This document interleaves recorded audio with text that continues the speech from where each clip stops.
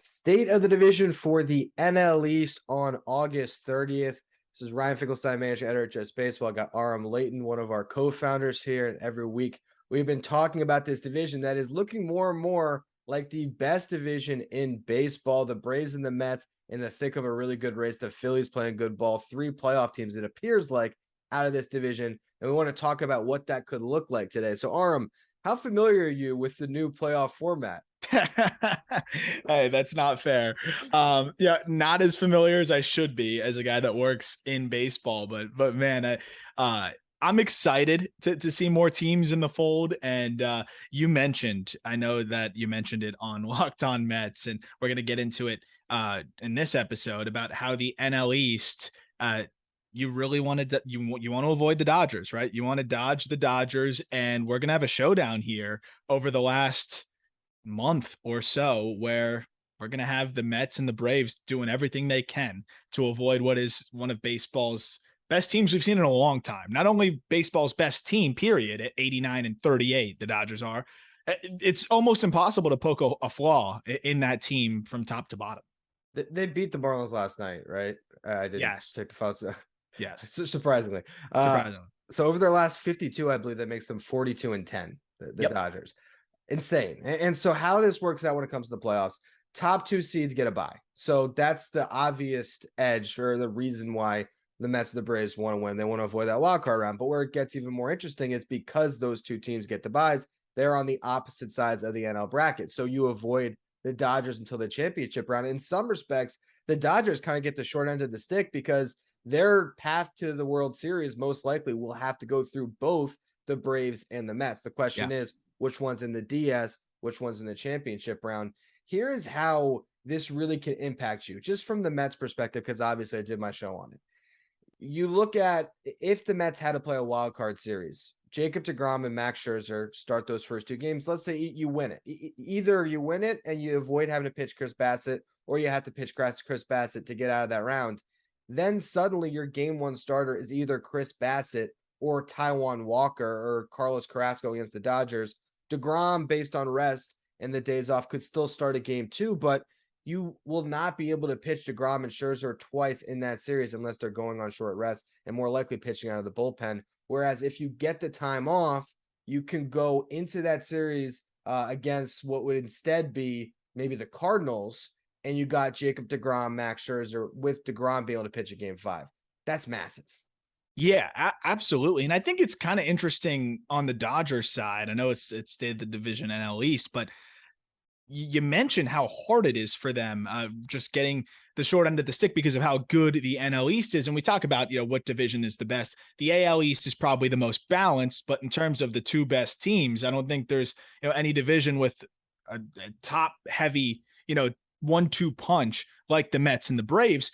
If the Dodgers get the Mets, let's say the Mets give up the division somehow, that's a 5-game set that you don't want, no matter how good your team is. And the Dodgers are obviously very good.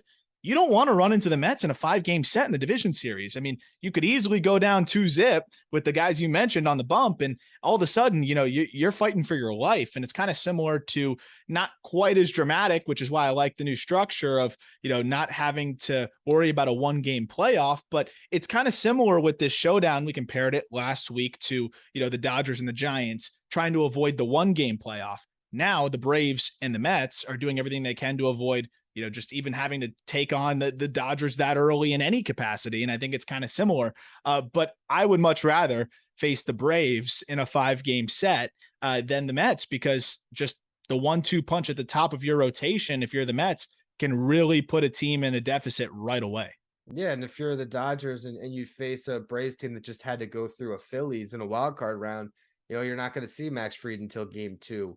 And that could obviously help them. And I think it's just, it's so much easier. I know we can talk about like the rust factor. I know that's why they've kind of condensed the schedule of this wild card round to try and make it go by as quickly as possible with no travel. But the bye is so much more valuable than any rush you could possibly get missing 3 days of baseball. And to be able to not only line up your rotation, but face the Cardinals or the Padres, as opposed to going up against the Dodgers after you have to play the Phillies, that's a massive edge. And that's the other thing Based on the way the seeding works out, another aspect of this, it's the 3 seed will be the Cardinals, assuming they hold on to the division. Then the 4 seed is going to be the Mets or the Braves. At this point, the Phillies are the 5 seed. So you're staring down a playoff matchup against a division rival. Even though the Mets have handled the Phillies this year, I think the last thing you want is a team that you're that familiar with in a 3-game set. When they have Zach Wheeler and Aaron Nola to line up with, the Phillies can be dangerous in that wild card round.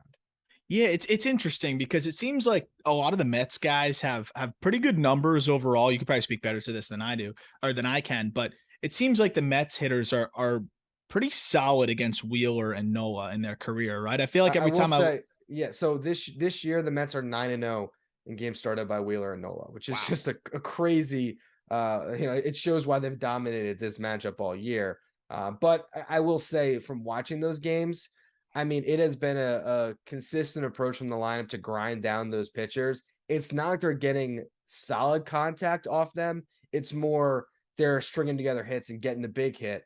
But it's not like I would say they have some huge edge where they're going in and facing Zach Wheeler in a playoff series and feeling comfortable in the box.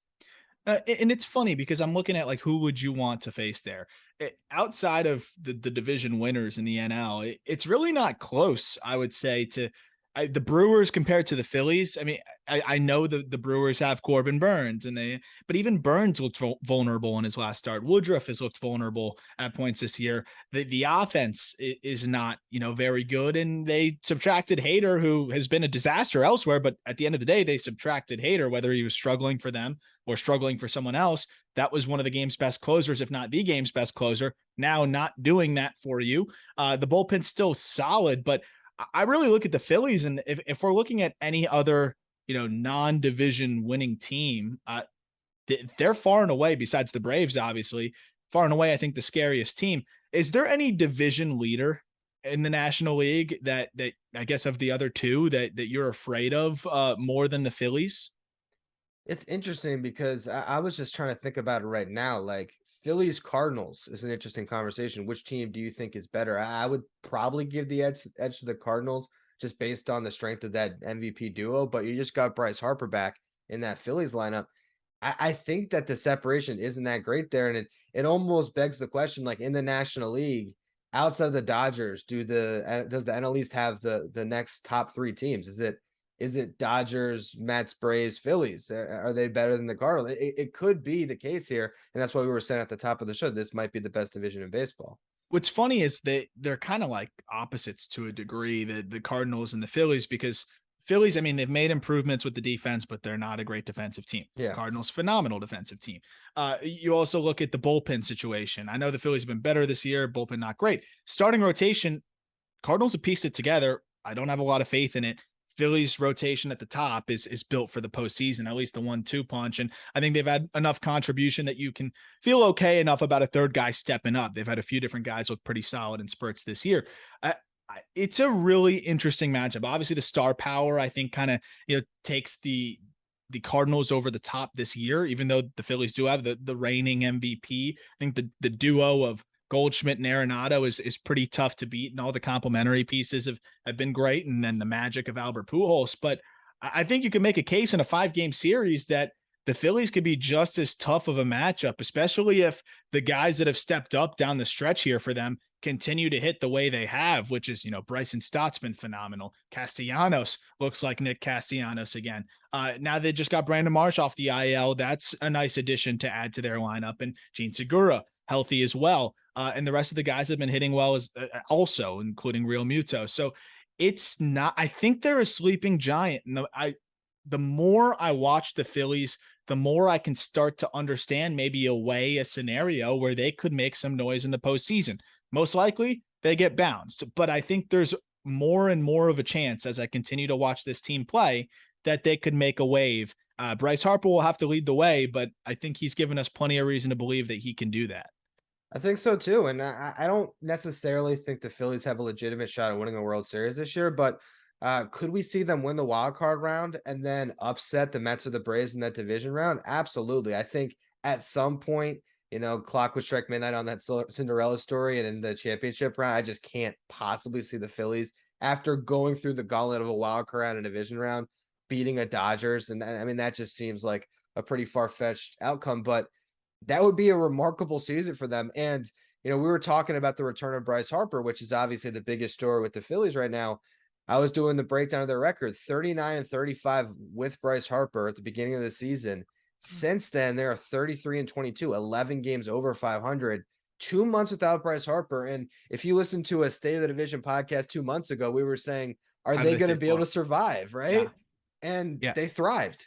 They thrived because, I think it kind of lit a fire under a lot of their guys. It made them realize, hey, if Hoskins doesn't step it up, if Real Muto specifically does not step it up, Schwarber as well, if those guys don't get going, season's going to get away from them. I mean, we saw how Harper really saved their season last year. I know they came up short, but his MVP second half is what kept them alive and playing meaningful games down the stretch. Otherwise, their season was cooked. They looked like they had no chance, when we got towards the beginning of the second half. So it's kind of a role reversal this time around. And it's not because of the fact that Harper's out of the lineup. Like, it's not one of those weird things.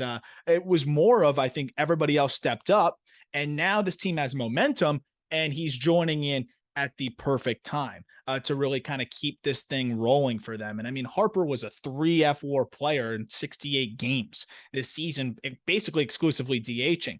So what he's going to bring to them is extremely exciting. And I think just makes them that much scarier. This team top to bottom in the lineup is pretty darn good. And the fact that they were able to win ball games without him, I think is a testament to, the talent kind of stepping up across the board. And it's not a well-constructed team in terms of traditional thinking, but they made the moves, as we've talked about, to kind of hedge that, giving Stott more opportunity, good defender, getting Brandon Marsh, great defender, getting Emando Sosa, who can fill in certain spots, great defender.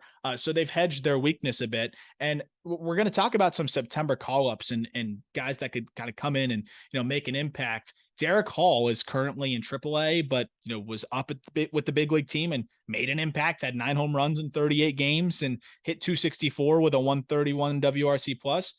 As rosters expand, that's another guy that could potentially be added to your bench here, and just another thumper that the Phillies can mix and match with their lineup. Yeah, this lineup is so deep now with Harper getting back into it. I was also curious, I think that it would be tough for him to come back into the lineup if they're missing 2 months of games. He's got a hit in each of his first 4 games, hitting 357 since coming off the IL, 5 for 14. Bryce Harper going to be just fine, and this lineup got that much longer. And honestly, coming down the stretch here, the most interesting thing to me when it comes to this division is there's going to be a span here in September where the Braves and the Phillies are going to play 7 games in a span, or 7 out of 10 games against each other. That could decide playoff seeding for the Phillies. I think they're going to make the playoffs no matter what, but that could potentially push them out of that 5 seed. And for the Braves, that's really kind of the moment of truth for them if they're going to come back here and take this division from the Mets. I'm excited for, kind of the matchups down the stretch against divisional teams. And also we talked about how you got to clean up against the bottom of the barrel teams. Can you beat the Marlins and the Nationals the way you're supposed to? And the Marlins can play spoiler here with the pitching that they have. And we saw them, put up some good outings, took 2 out of 3 in Oakland. Obviously that's not the toughest matchup. They stole 1 game from the Dodgers, but the Marlins pitching can catch you any day. So if you kind of waltz into Miami, or, welcome Miami in a series, and then you get Sandy, you get Edward, you get Luzardo, you get Pablo, you can get punched in the mouth pretty quickly and all of a sudden lose a couple 2-0, 2-1 games. And that's where it's going to be interesting to see how these teams kind of handle some of the lower tier teams that still have, no fear, nothing to really play for. And sometimes a team playing free is the scariest thing when you're trying to make the playoffs. Last September, I gambled my goatee for my podcast. I said the Mets are about to start a 10-game span with it. It was a 4-game set against the Marlins and then maybe the Nationals, some bad teams. I said the Mets will win 7 out of 10. They came into Miami and lost 3 or 4. I'm so nervous about playing the Marlins in Miami that I am fleeing town when the Mets come here that weekend, September 9th. I'm going to Tampa. So I'm not going to see any of those games because I don't want to live with that anxiety in my life. The Marlins are a terrifying September matchup. dating back to 2007. Yeah. Yep. They love playing spoiler. I was talking about that one with Jeff Conan on Outside the Box about that 2007 season where he was on the Mets and kind of going into that final series against the Marlins and the Marlins playing spoiler in that one. Obviously, the Mets don't have to worry about that this time around, but for the seeding implications, the Marlins are in a spot where things don't really matter. Even the Nationals are in a spot where things really don't matter. They're calling up some more young guys. The Marlins are pretty much playing all the youngins. They DFA'd Jesus Aguilar, which is pretty crazy given that he was their best hitter in a lot of offensive statistics since Jazz has been out. But it makes sense when you're focused on getting ABs to your young guys when you're playing for nothing. They'll probably call up another guy. I think it'll be Jordan Groshans, recently acquired from the Blue Jays, has been fantastic since coming over to the Marlins, hitting in the high 300s, hitting for more extra base hits, I think, than he had the whole season in Toronto. So there's some excitement there. They're going to continue to call up some young guys. The Nationals may bring up somebody like Jake Alou, who is an outfielder that'll be playing with a little bit of a fire under him and get an opportunity at the big league level. Those teams are a little bit scary. What's interesting is we're going to see call-ups across the entire game with September expanding the rosters, and we'll see some impact prospects even for some contenders. But it seems like the Mets, the Braves, and the Phillies. I mentioned Derek Hall for the Phillies, but he's already been up. The Braves have already had kind of their revolving door. They've brought up their youngsters that are already making that impact. They've had the revolving door of AAA starters that have come up, made spot starts, and got sent back down. You've seen probably four different guys do that. And the Mets, they brought up Beatty already. I think that was kind of the big aggressive move. I don't see them making any other crazy move. It's funny. I think those NL East teams at the top might be some of the few that aren't really making any big call-ups as September rosters expand.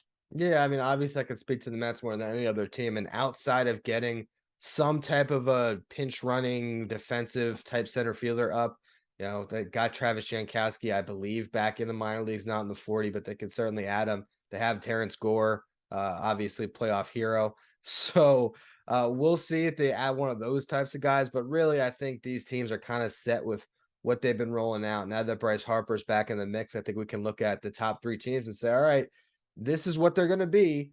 And now you got, the best thing we could watch in baseball, division race down the stretch here. See who slots in where, and then we get to October baseball. So a ton of exciting things to cover over our final couple weeks of the season. Make sure you're checking out the State of the Division podcast every week. We got you covered with each division. Tuesdays, we're looking at the East.